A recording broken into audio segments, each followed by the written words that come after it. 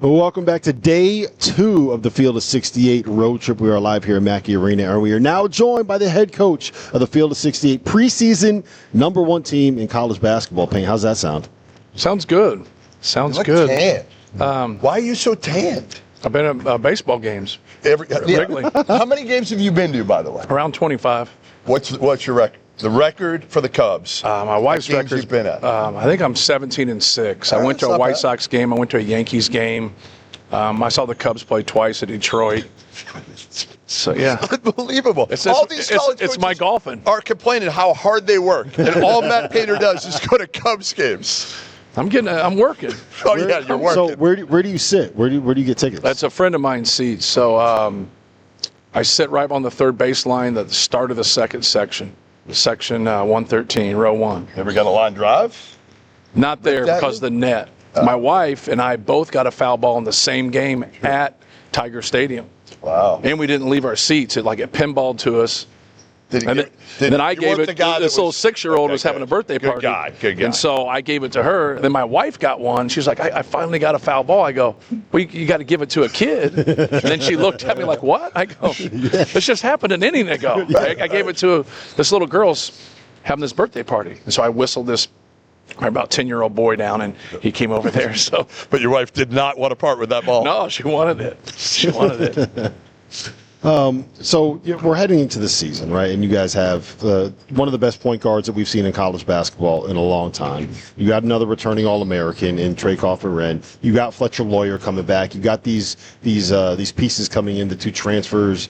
Daniel Jacobson is back. Omer Meyer is here. How do you handle that level of kind of expectation when you have a bunch of guys that have been there, have been through the ringer? Right. I think from just a process standpoint, you just stay there.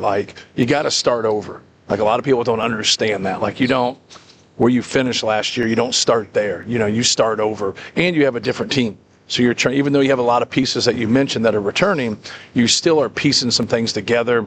It's a little different. I thought 2 years ago, we had 2 really good teams. Obviously, whoever Zach was on in practice was going to have an advantage. You put Braden and Zach together, they're really going to have an advantage. And now in practice, we can split our teams evenly. And now, you'll look over on the other team that just has to run for losing. You're like, that team right there would go to the NCAA tournament, and they're running by themselves. And so that, I think, is what's got to drive us, that competitive spirit from 2 teams every single day in practice. And that's what makes you better. Just don't get better during games. Get better every single day. You addressed, you had 2 areas of concern last year, right? A big rebounder, rim protector, and another point guard to probably take some pressure off of Braden. Yeah. You address both of those. Go into, getting Oscar, getting Omer, and what they're going to be able to do for this team to, again, I don't know what your weaknesses are now. Yeah. Well, I think it's just how good you are collectively. I think that's what it comes down to. You got to work through some things, even though it looks good on paper.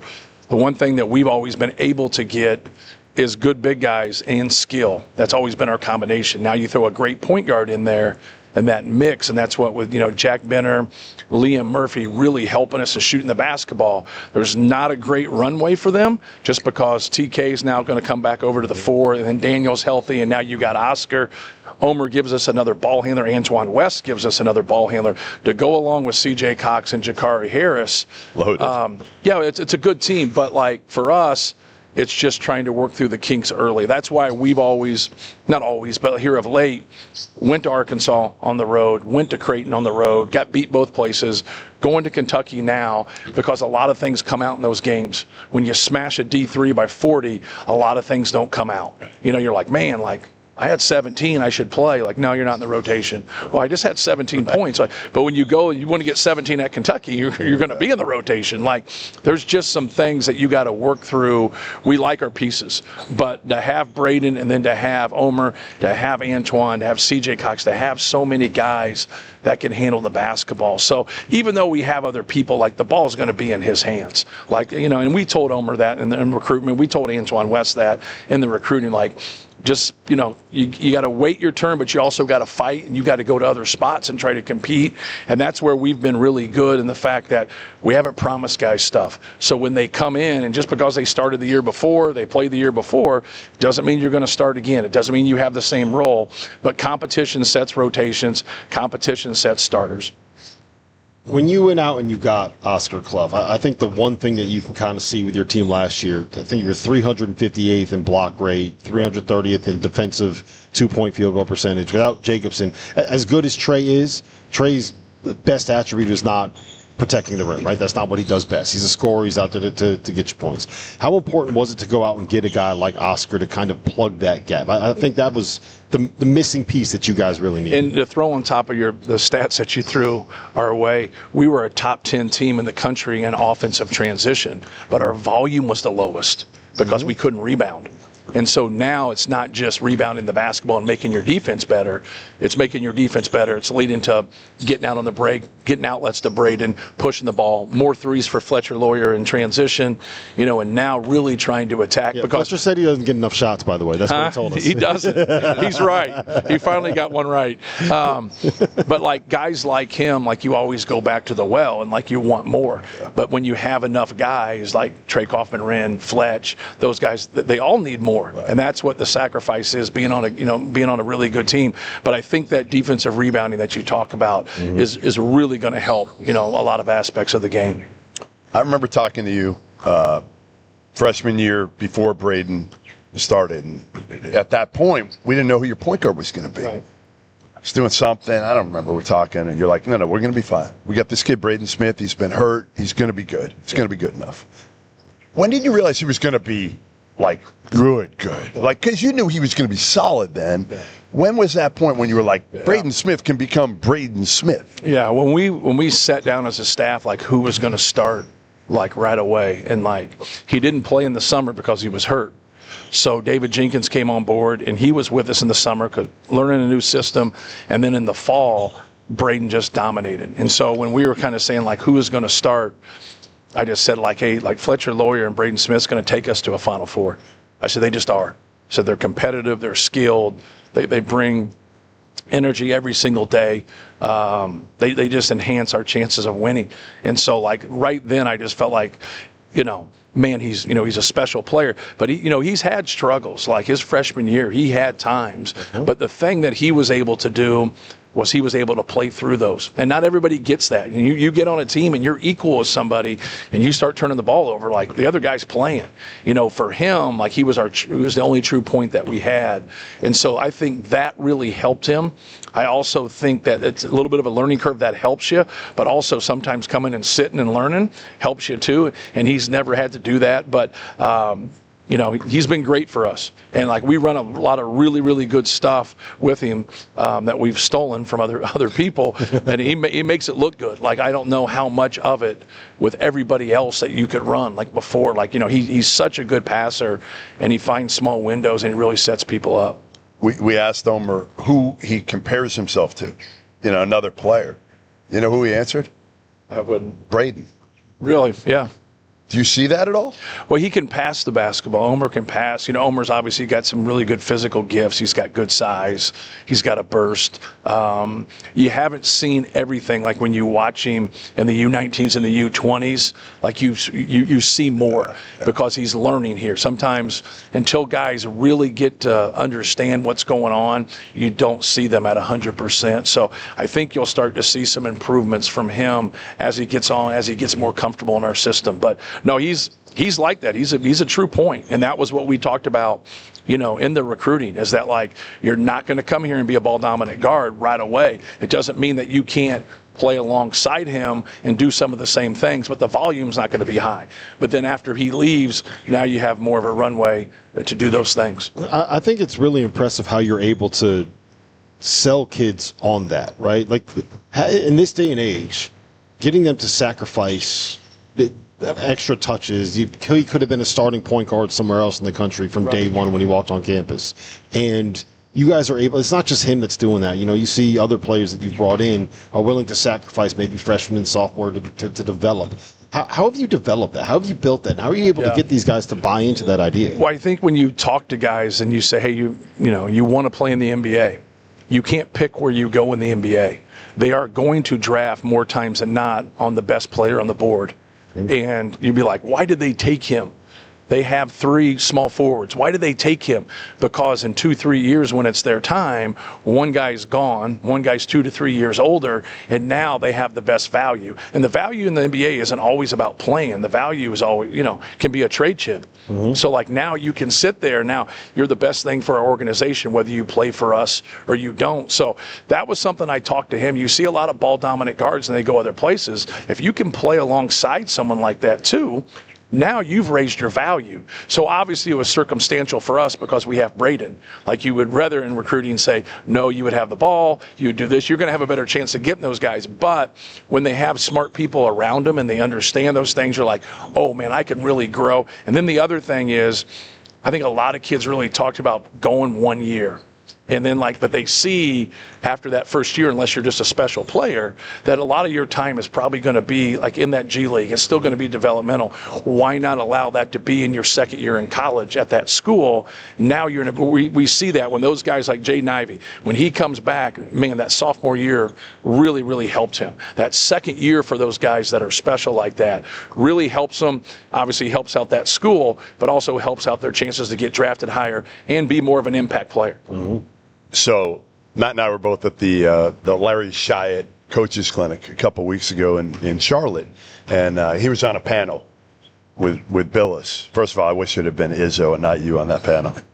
There would have been a whole lot more fireworks if that had happened. But one of the things you said in that panel is, we just want to know the rules. Right. Whatever the rules are going to be, tell us what they are so we can kind of and the problem is the rules have changed every year now. And they're going to change again next year. Yeah. What do you want the rules to be? Yeah. Well, first of all, I want the people in power to get us all together and just talk and just say, hey, here's the rules, here's how it is, and then go from there. Because right now, how you go forward, when you're talking to agents, you're talking to players, there's a lot of different thoughts that are out there. So I go by what my athletic director tells me, and our commissioner in our league tells me. I don't go by what people talk about on the road. And so now, when we can get that consistency, which we hope we can get here in the next year or two, I think now, that can take off. You would like a cap. That's the one thing. If we all can get to where we have a cap, and now the institution, you're like, well, we don't have money. You're like, well, your institution didn't give you that money. Put the burden back on the institution to be able to do that and say, hey, here's your $20.5 million. How are you breaking up this money? And now it's on you to be able to do that. So if you don't have as much money, say as Purdue, it's because your school's not investing. Your school, well, they're investing somewhere else because they have the total's the same. Right. And so that piece, I think, has to get solidified. Isn't that just going to? You say a cap, and I'm for it. Obviously, a cap would be great. Isn't it just going to go back to the cheaters? Well, you can't stop cheating. Right. Cheating's went on forever. Right. You can't stop. No matter what you do, you can't stop cheating. So that's going to happen. And that's the sad thing in our business is when these kids are in opportunities and they're there and they don't realize who they're really talking to. I always say every day's Halloween in college basketball. You know what I mean? These guys have costumes on. They're like, hey man, you've been cheating for 20 years. Right. You're a good ball coach, but it is what it is. I'm amazed when the parents know and they talk education, and then also that just flies out the window when it comes to decision-making time. And so at the end of the day, it's a life decision. I'm sitting here because Gene Katie set this up for me. There's just no way around it. Purdue's helped me, the education. So I've seen education help so many people at the Division III level, Division II level, low major level, mid-major level. And there's nothing wrong with getting paid right here, but just go after everything. Go after everything. Be around good people. Get great education. Get good money. Go to a winning program. Become a pro. I want them to have it all. But when they're just looking one way and then they don't end up being a pro, now they haven't taken that opportunity, not for a good career, but for a good life. Because that's what you want. Anybody who gets jobs and you move, just think about if you guys had to write down how many people have helped you to be in the positions that you are. You'd say, hey man, can you give me another piece of paper? That's what helps you. Contacts help you.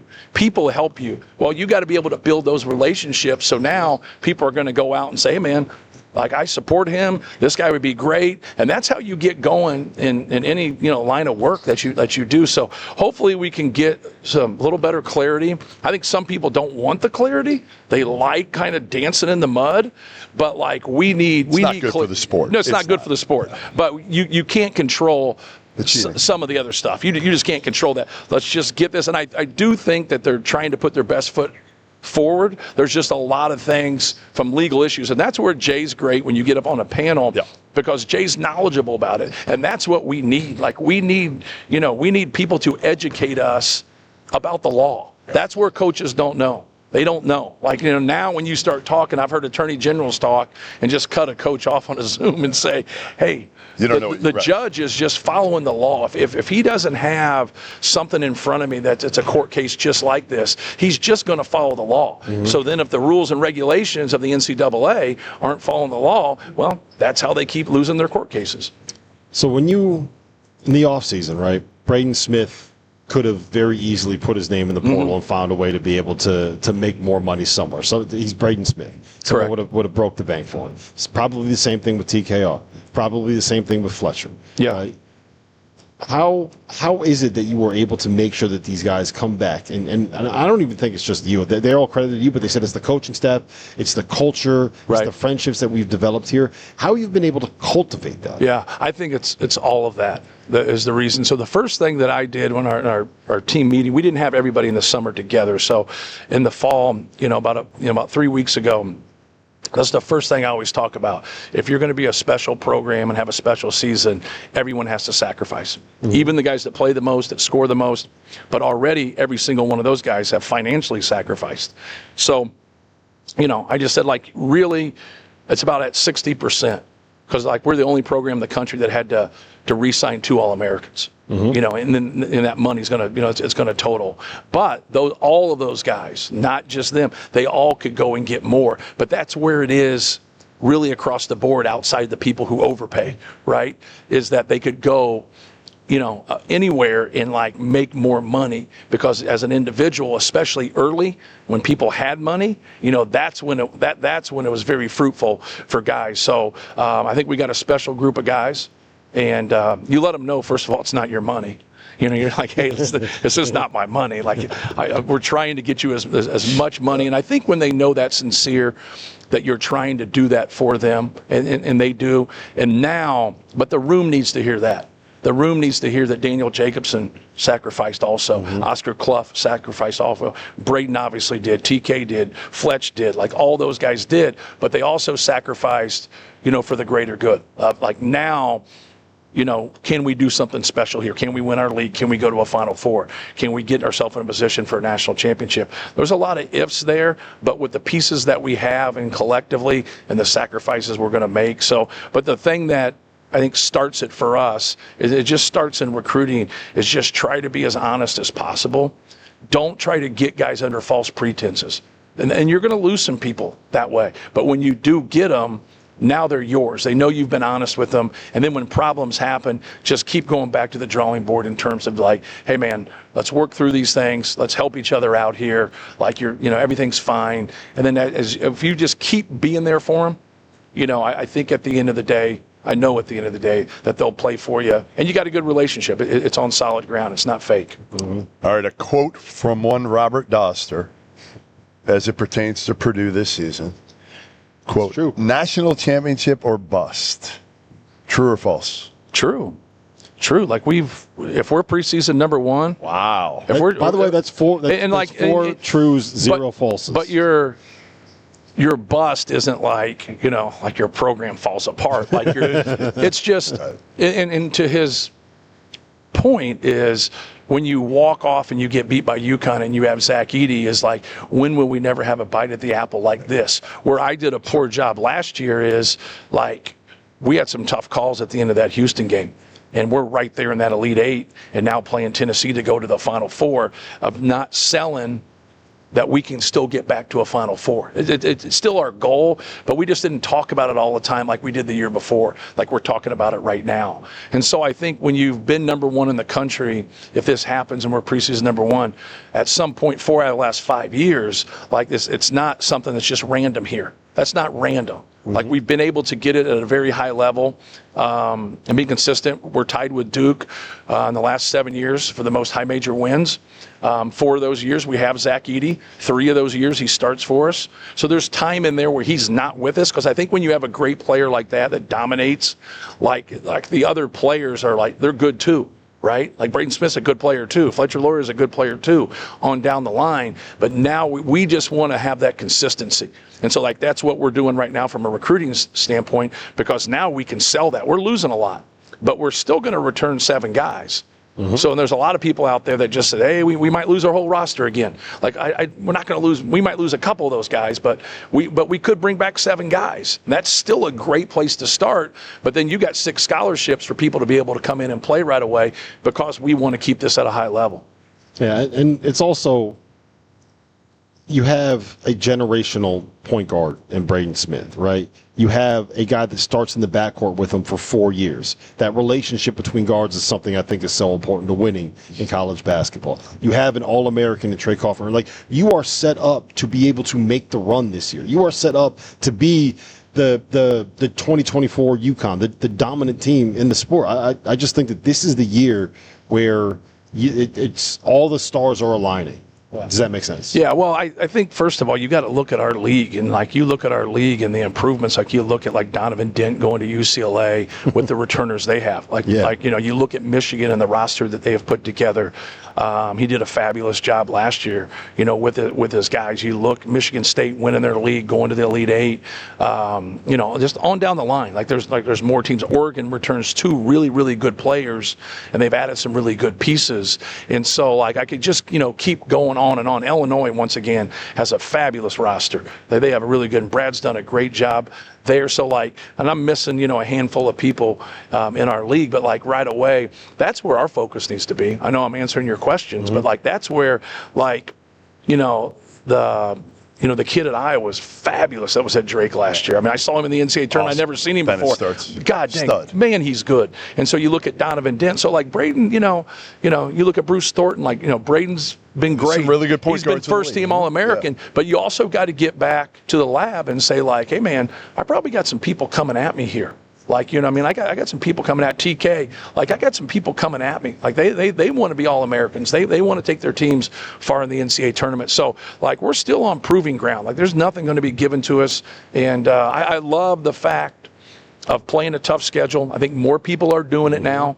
And so now you got more people out there. The sport needs it. And it's been great. But it's also, if you look at our situation where we've been a top 4 seed 8 years in a row, go look at how we schedule.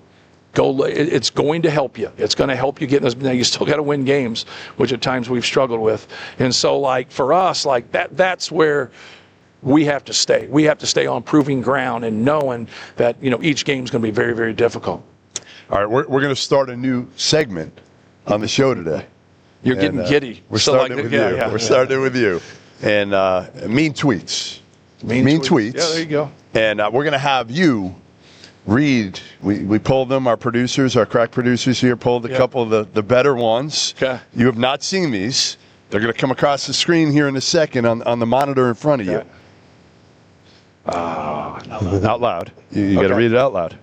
Do I say who it's from? Yeah, Morse code 456. 456. More like Matt Ainer. Am I right? Come on, Morris. All right, we got 5 of them. Here, let's roll the second one. That one was kind of weak. Dr. Mean, I created a petition at change.org, fire Matt Painter, sign the petition. Just somebody from my hometown. Might be family. Do you know how many people ended up signing that petition? 2. 2? Both from Muncie? One was Jeff Goodman. That's right. Appreciate the support. All right, let's roll it. Sell the team. If the Bucks can fire Mike Budenholzer, Purdue can fire Matt Painter. Damn. A little rough. I'm glad I'm in rough, the same breath as Mike Budenholzer. He's a great coach. Yeah, no doubt. So I'll take that one. You'll take that one? take All right. that one. All right. We'll print that one out for you later. All right. Here we go. Jeff Goodman, Matt Painter really should have taken the Indiana job. That's false. That's fake news. I never tweeted that. I never tweeted that one. Man. Trevor? We got Trevor one more. We got one more. We got one more. All right. We got last one. Okay. Last one. Robbie Hummel, I would have been an NBA All-Star if it weren't for Matt Painter. He might be right. He might have finally got one right. I don't know about that. We got to get we asked Braden, the update on the Hummel statue. He didn't even know. He didn't even know that we were trying to raise money about it a couple of years ago. Yeah, the fundraising's been tough. It's been tough. I feel like sometimes it's like, the Hall of Fame when you get in, later on when you get really old. Yeah. What do they call it? What's that? You know what I mean? Yes. So I think maybe Hummel will have a chance at the statue when he's like 70 or 80. There'll be a little bit more appreciation for him then. He'll be All-American pickleball player by then. Trust me, he will not. After watching him on the pickleball court, Goodman beat him. Huh? Goodman beat him in pickleball. He just needs some practice. he said it was the racket. It was a racket? That's what he said. It was the paddle. He had like a wooden, the paddle. he had like a Right, Rod Laver wooden Yes, racket. I think he set up with the old one. He's like, I couldn't get any spin on it. I'm like, come on, man. Really? It's not the racket. Well, listen, Paint, we appreciate you having us here. This has been Go awesome. catch the Cubs game. 220. 220. Yeah, we got you out 220. just in time. Don't be late. By the way, half hour. so our producer right here, Dagan Hughes, big Phillies fan. I'm a big Phillies fan, and we just want to say thank you from the entire city of Philadelphia, all of Man, South Jersey, that all of hurts. Pennsylvania. Thank you for Kyle That Schwarber. hurts. It really means a lot. I hope you guys both go to Pat's to get a cheesesteak and they run out. I know you get right up there and they run out. Or like one of the former players is back, like Bobby Jones is back signing at the mall or something, and you get right up to the end and he's just done signing. He leaves and he walks away right as they get up there. Yeah. Listen, in all seriousness, we appreciate you having us. It's always great to see you. It's always great to be here at Purdue. Thanks, guys. Goodman was just saying earlier that the thing about, and I think this is the best compliment that we can give you about the program you've built, is that it makes us feel good about the sport of college basketball and where we are whenever we come here, we hang out, we spend time with your guys, we spend time with your program. So It's always great to be here. It's always fun. Next time we get here, we need, 15,000 people in this building, right? There you go. Yeah, thanks for having us. Thank you. Really appreciate Thank you. it.